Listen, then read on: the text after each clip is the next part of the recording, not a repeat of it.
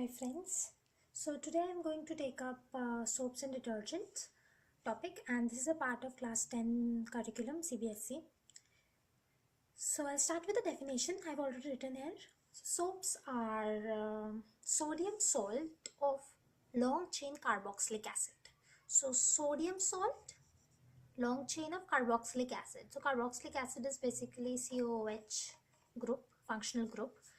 Okay, so if you see the formula, it has CO, which is carboxylic acid, and this long chain of carbon there, and there's a sodium salt there, right? So it validates the definition. So it's a sodium salt, or sodium or potassium. It has to be ionic, like sodium, potassium, and you can see the ion. So soap molecule has ionic structure. So it's sodium salt of long chain of carbons, long chain of carboxylic acid. Right, and very similar to this is the definition of detergents, very similar. So first two lines you see are same. Sodium salt of long chain benzene sulfonic acid. The difference is here it was carboxylic acid, here you have benzene sulfonic acid. Right, so benzene is C6H6, right? It's, and you see C6H4 here, right? And it's like bonds are used up, the two of the other H's are removed and you get it here. Similarly here the H was removed and you added Na here. Right, so where two H's were removed and you add these SO3 minus and Na plus. So benzene sulfonic is SO3 minus here, sodium salt, right, and long chain of carbons, right? So it's like sodium salt of long chain of carbons with benzene sulfonic acid here, right? So it validates the definition, right? Not very difficult. So it's like sodium salt of long chain carboxylic acid. It's like sodium salt of long chain benzene sulfonic acid, and both of them have cleansing property in water. Cleansing property, right, in water. Right, so these are the definitions. Soap is sodium salt of long chain of carboxylic acid, right, and this is sodium salt of long chain benzene sulfonic acid. So you have benzene sulfonic and you have long chain. So similarly here you have carboxylic acid and long chain and sodium salt, right? These are sodium salts, right? Again I want to emphasize that soap has ionic structure. These have ionic structure. You see minus and plus here, sodium positive and this is negative, right? Okay, so I'll just take up the structure of soap now.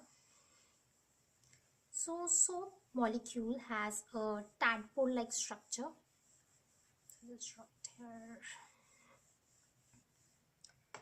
Right, so it's like a structure like this. You have the ionic part, this is the short ionic part, and this is the long hydrocarbon part, right? This part is the long hydrocarbon part, and this is the short ionic part, short ionic part, right? So this is a soap molecule which has a tadpole like structure. So it consists of two parts. One is the short ionic part and the other is the long hydrocarbon part, right? The short ionic part is hydrophilic. Hydro is water, philic is likeness for water. It's like hydrophilic, and this part, long hydrocarbon part, is hydrophobic. So phobic is like having a phobia, being scared. It is actually water repelling. Hydrophobic, water repelling, right? This hydrophilic, it has likeness for water, it attaches itself to the water, right? So what you need to remember right now is we're doing the soap molecule, the structure of a soap molecule. It has tadpole like structure. It consists of short ionic part and a long hydrocarbon part. The short ionic part is hydrophilic and the long hydrocarbon part is hydrophobic, right? So these soap molecules arrange themselves in structure, in a circular kind of a structure, spherical kind of structure. So it's like one, second soap molecule, third soap molecule, and so on. So a lot of soap molecules form aggregate. So aggregate is a group. They form an aggregate, right? And this aggregate of all these soap molecules is called a micelle.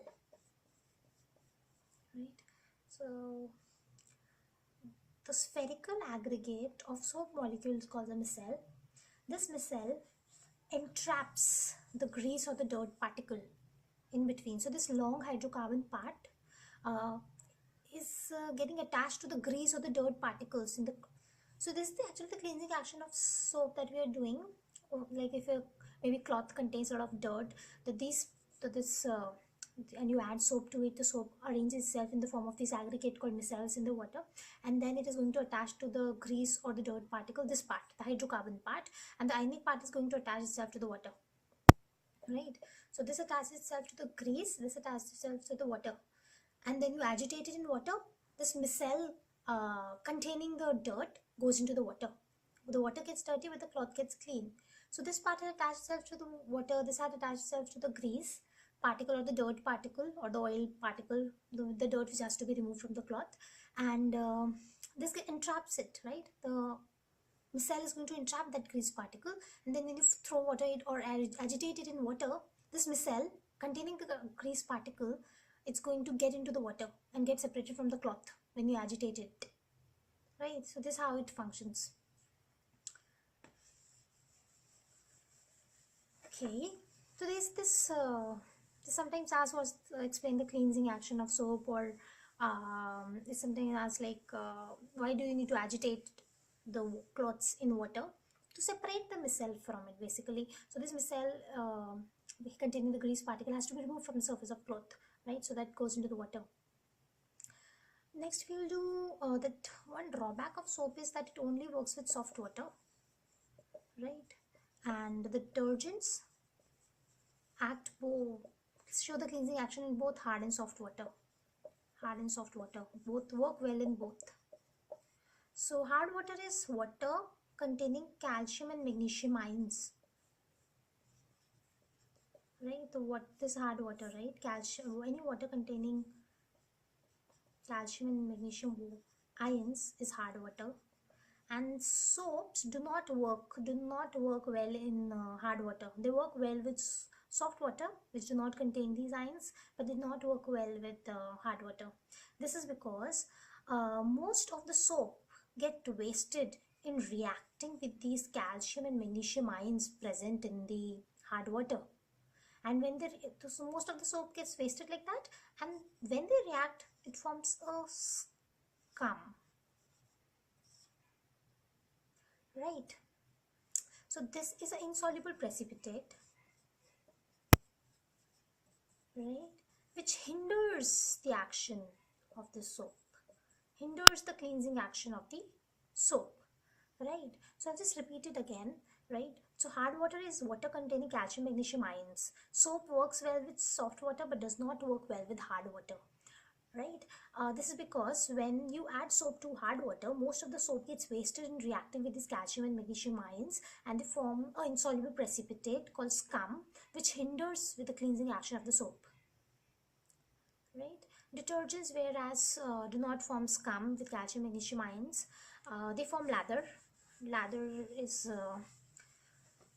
right, so detergent, I'll just write that down. Detergents works well with both soft and hard water. Okay, I'll put in. And forms lather with both. Lather, if lather is formed, so it's like cleansing action is happening, right? So it lathers well with both and works. The cleansing action is shown in both.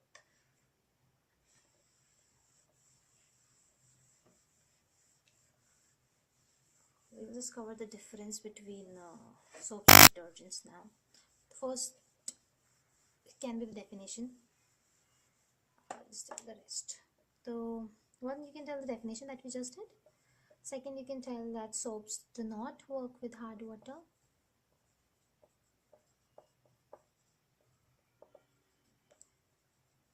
Right, whereas detergents work well with both hard and soft water. And soaps are biodegradable, one good thing, biodegradable. And detergents whereas are non-biodegradable. And next is that they have weaker cleansing action than detergents, the weak cleansing action, whereas detergents have a stronger cleansing action.